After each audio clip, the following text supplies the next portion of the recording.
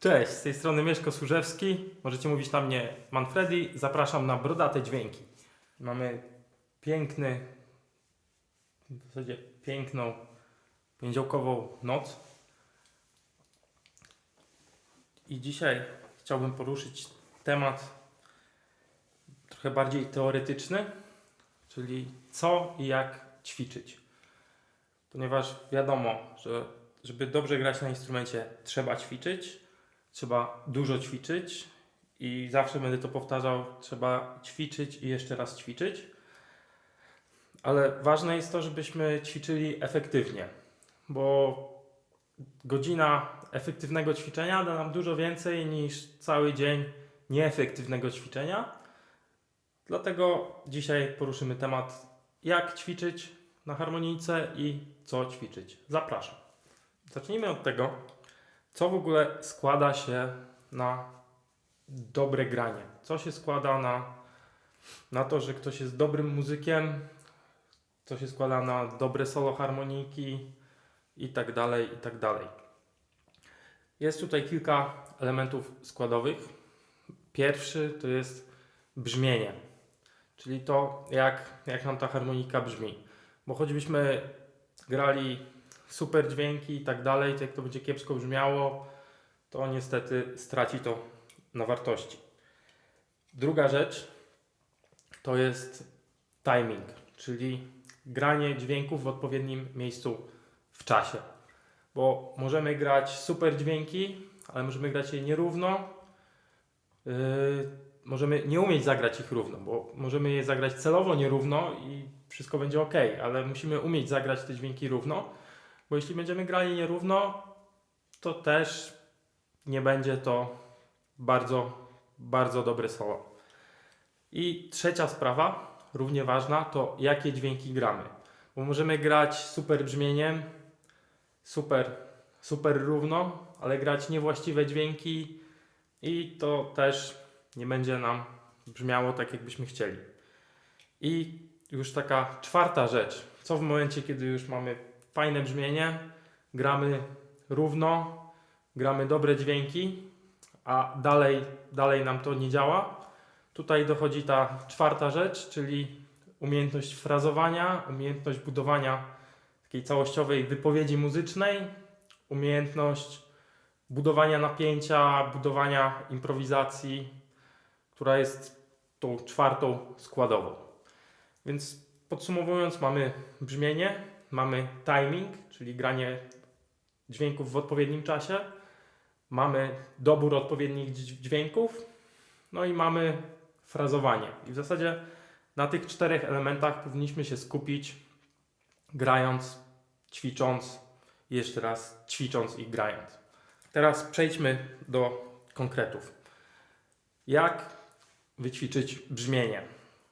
No wiadomo, wielu z Was pewno pomyśli, że musimy wziąć kartę kredytową, pójść do sklepu, kupić najlepszą harmonijkę, na jaką nas stać, potem zamówić najlepszy mikrofon, najlepszy wzmacniacz, najlepsze efekty, podłączyć to wszystko. Bezedura! Musimy nauczyć się, żeby ta harmonika nam dobrze brzmiała, jak to mawiają harmonikarze, z ryja. Czyli po prostu musimy mieć dobre brzmienie, bez żadnych efektów i tak dalej. Jak będziemy mieli dobre brzmienie z twarzy, to jak dodamy do tego dobry mikrofon, dobry wzmacniacz, to zabrzmi super. W momencie, kiedy tutaj to brzmienie będzie takie klakson w tiko, takie, to nic nie zdziałamy nawet najlepszym sprzętem. Więc przede wszystkim uczulam na to, że brzmienie powinniśmy ćwiczyć, a nie je kupować. Przejdźmy do konkretów. Jak ćwiczyć brzmienie? Możemy ćwiczyć brzmienie grając sobie gamy czy skale. Możemy ćwiczyć brzmienie grając utwory. To jest kilka takich kluczowych czynników. Pierwsza rzecz, grajmy to bardzo powoli. Grajmy to bardzo powoli, żeby tempo było dla nas komfortowe, żebyśmy nie musieli się spinać, mogli skupić się na tym dźwięku. Jednocześnie grajmy i słuchajmy, jak to brzmi. Tutaj jest kilka takich podpowiedzi, co zrobić, żeby nam to brzmiało lepiej. Pierwsza rzecz, o czym mówiłem już w kursie dla początkujących, albo powiem, nie wiem, na YouTubie czas jest bardzo względny. Harmonikę musimy głęboko włożyć w usta. Oczywiście nie w ten sposób, tylko głęboko ją osadzić. Mniej więcej w ten sposób. Bo w tym momencie, kiedy obejmiemy ją i linia naszych zębów wejdzie nam tutaj nad korpus harmonijki z jednej i z drugiej strony, wtedy nasza czaszka zaczyna rezonować i ten dźwięk jest pełniejszy. Czyli zamiast zagrać w ten sposób, czyli przytykając tylko usta, obejmijmy harmonijkę. W ten sposób możemy sobie grać skalę, tego typu rzeczy. Druga rzecz to jest to, nie dmuchajmy na siłę, nie wciągajmy powietrza przez harmonijkę, starajmy się oddychać przez tą harmonijkę. Robimy wydech i wdech. To taka kolejna podpowiedź. I zagram teraz gamę w górę i w dół, nie stosując się do tych zasad, a potem zastosuję te dwie zasady i może usłyszycie tutaj różnicę. Pierwsza wersja, tylko przytykam usta i dmucham i wciągam powietrze przez harmonijkę i gram skalę C-dur, gamę C-dur w środkowym rejestrze.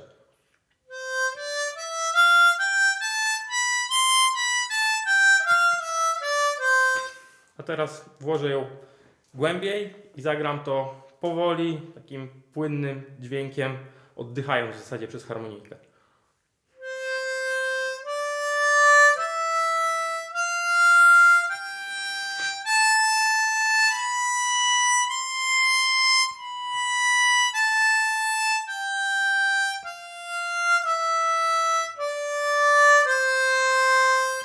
No, słychać było różnica. I w ten sposób ćwiczymy brzmienie. Czy to będzie gama C-dur, czy to będzie jakiś wolny utwór. I polecam za każdym razem, jak ćwiczycie, mniej więcej 1/4 tego czasu poświęconego nagraniu poćwiczyć na to ćwiczenie brzmienia, czyli grać jakieś wolne utwory, skupiać się na tym brzmieniu. Można dodawać jakieś elementy artykulacyjne, ćwiczyć vibrato, wiele rzeczy. O tym będę mówił też w innych filmach. Przejdźmy do drugiego elementu, czyli timing. Jak grać dźwięki w odpowiednim czasie. I tutaj niestety musicie zaprzyjaźnić się z takim mechanicznym kolegą zwanym metronomem. Ponieważ bez tego bardzo ciężko wyćwiczyć timing. Niektórzy mówią, że można sobie liczyć, tylko nie wiem, jak ktoś chce liczyć grając na harmonijce i mając ją w ustach. Nie wiem, mogę spróbować coś zagrać, ale no będzie trudno. No, ciężko. Jednak ten mechaniczny przyjaciel, który nam wybija równo rytm, jest tutaj bardzo pożądany. Zresztą jestem zdania, że cokolwiek gramy, warto to ćwiczyć z metronomem. Są od tego pewne wyjątki, ale nie o tym tutaj chciałem mówić. I jak ćwiczyć timing? Włączamy sobie metronom i w zasadzie to samo, co w pierwszej części, czyli gramy sobie cokolwiek. Gramy sobie skalę, gramy sobie jakieś paterny, gramy sobie zagrywki, gramy sobie jakieś utwory, gramy to z metronomem. W komfortowym tempie możemy to tempo zwiększać, tylko pamiętajcie, że w momencie, kiedy już czujecie, że tempo jest na tyle wysokie, że zaczynacie się spinać, to wtedy lepiej sobie odpuścić, zrobić chwilę przerwy, bo w momencie, kiedy ćwiczymy i jesteśmy spięci, to nasze ćwiczenie jest nieefektywne. Kurde, metronom by się przydał jakiś. Dobra, wróciłem. Mam tutaj metronom. Nie wiem, jak Was już mnie zaczyna denerwować, ale trochę się zaprzyjaźniliśmy, więc jakoś go akceptuję i Wam polecam to samo. I teraz tak 2 praktyczne ćwiczenia z metronomem. Pierwsze, bardzo oczywiste, gramy sobie gamę C-dur z metronomem, tylko nie gramy na każde uderzenie metronomu, gramy 2 dźwięki gamy. Gramy ją sobie w górę i w dół. 1, 2, 3, 4.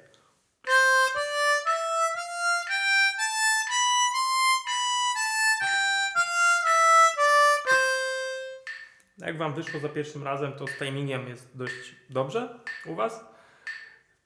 Jeśli nie, to po prostu wymaga to trochę wprawy i trochę ćwiczeń. A teraz pokażę Wam drugie ćwiczenie dla trochę bardziej zaawansowanych harmonikarzy, jak ćwiczyć timing z metronomem. Włączamy sobie metronom, również w wolnym tempie 60 uderzeń na minutę, ale liczymy go 2 razy szybciej. W sensie każde uderzenie metronomu wypada nam na słabą część taktu, czyli na 2 i na 4, tak jakbyśmy grali z kimś, kto nam klaszcze na 2 i 4, albo z perkusistą, który akcentuje tylko 2 i 4 werblem. I co będę grał? To jest ważna sprawa. Nie będę już grał skali, tylko będę improwizował sobie w trzeciej pozycji. Na harmonice C to będzie tonacja d-moll. I to jest bardzo fajne ćwiczenie. Bardzo nam poprawia timing.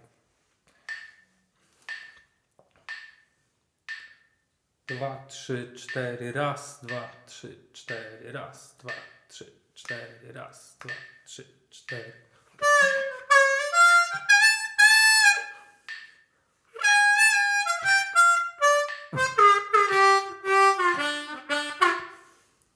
Trzy, cztery.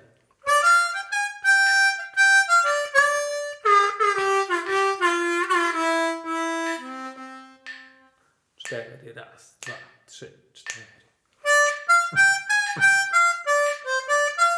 Trzy, cztery.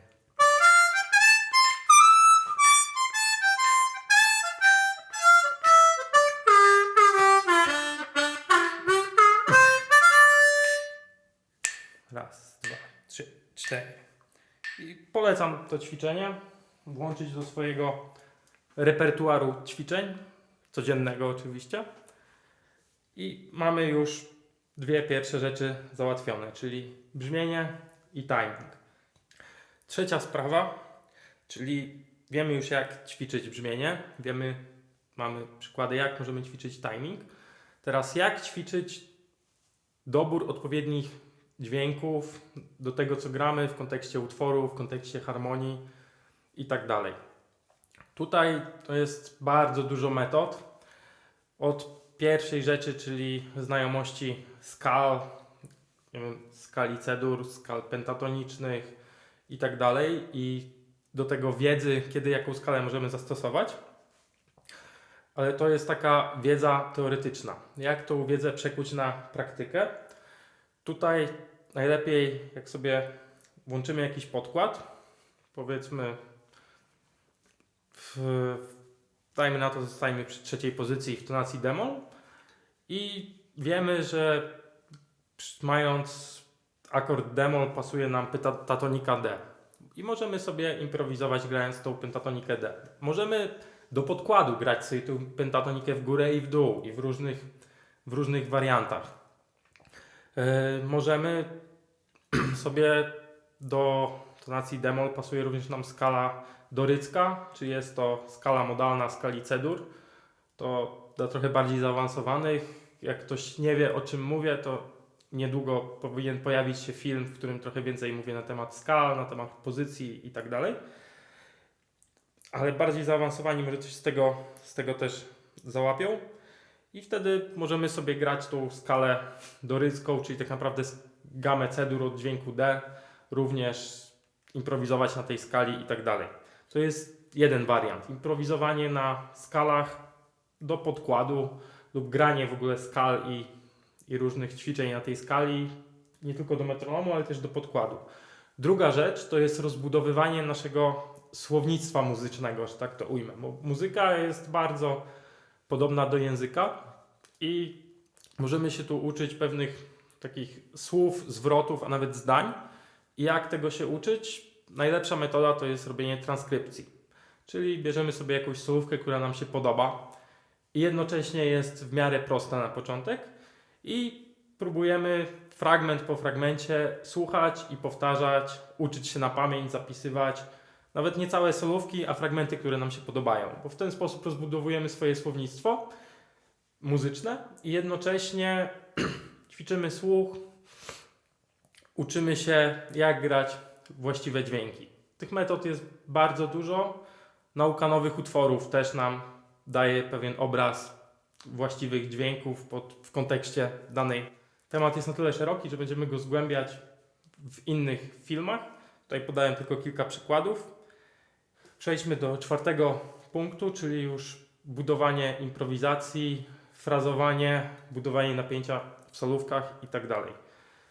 Na to składają się wszystkie trzy poprzednie części, czyli brzmienie, timing, granie odpowiednich dźwięków, ale tutaj dochodzi coś jeszcze, czyli właśnie to frazowanie i budowanie napięcia. I tutaj kluczem do tego jest doświadczenie. Musimy po prostu do naszego repertuaru ćwiczeń dołożyć improwizowanie. Najlepiej na koniec, kiedy jesteśmy już rozegrani, przećwiczyliśmy sobie brzmienie, timing, poszerzyliśmy słownictwo o jakieś nowe zagrywki i tak dalej. I w tym momencie możemy sobie na koniec włączyć podkład i zagrać sobie improwizację. Przy czym ważne, żeby nie robić tego za długo, bo w momencie, kiedy bardzo długo improwizujemy, siłą rzeczy robimy się powtarzalni. Ta improwizacja nie jest taka świeża, dlatego zawsze na koniec naszego ćwiczenia polecam zostawić tą czwartą część. I taka sugestia, co bardzo polecam i bardzo długi czas to robiłem, nagrywać sobie te improwizacje i potem je odsłuchiwać i wyłapywać, które fragmenty były fajne, które nam się nie podobały, skupiać się na tym, co nam się podobało, to co nam się nie podobało, starać się ograniczać. Tutaj dochodzi kilka też takich zasad. Na przykład jak chcemy zacząć improwizację, to lepiej jeszcze trochę poczekać. Chcemy zagrać 3 dźwięki, lepiej zagrać 2. Lepiej zawsze, jak to mawia mój przyjaciel, znajomy Kolunio Pietrzak, zawsze lepiej pozostawić odrobinę niesmaku, znaczy niedosytu. Więc pamiętajcie, zawsze mniej znaczy więcej w kontekście improwizacji. W kontekście frazowania ważne jest, żeby robić przerwy, już ćwicząc tą improwizację, nie grać cały czas, tylko starać się budować to napięcie. O tym przygotuję również osobny materiał. Podsumowując, mamy te 4 elementy: brzmienie, timing, nasze słownictwo muzyczne, czyli to, jakie dźwięki zagrać w danym kontekście, oraz już ta taka ostatnia rzecz, czyli budowanie napięcia, frazowanie itd.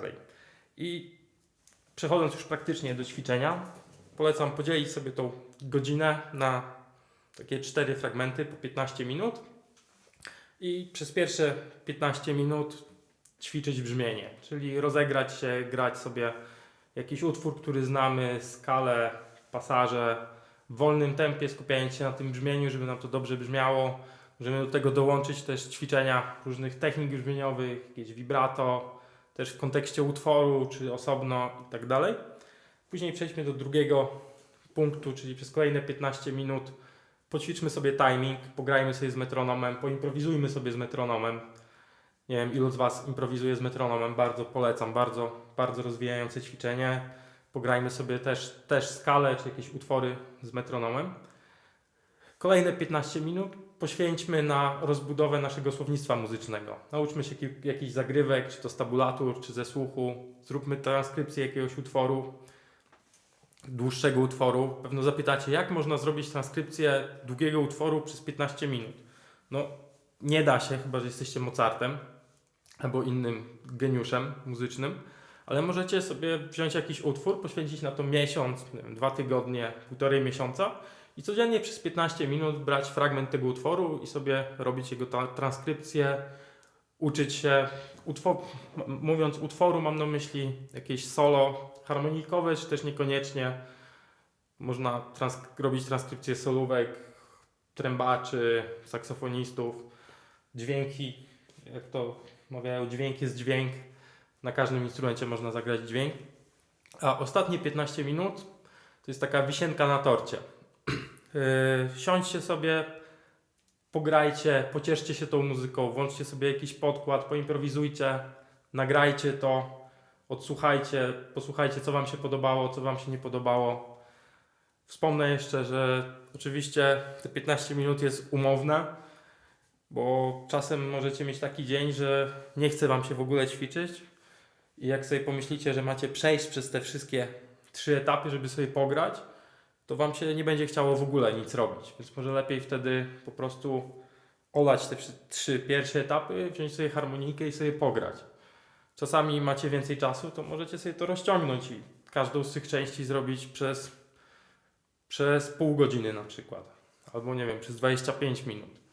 Metod jest bardzo dużo, ale polecam dzielić ten czas i ćwiczyć poszczególne elementy, bo to nam da najlepszy rozwój. Dzięki, pozdrawiam. Jak już subskrybujecie ten kanał, polubiliście mnie na Facebooku, to dzięki. Jeśli tego nie zrobiliście, to tutaj gdzieś pod moją stopą jest przycisk subskrybuj. Możecie w komentarzach napisać, jaki Wy macie patent na ćwiczenie. Dzięki, trzymajcie się, cześć.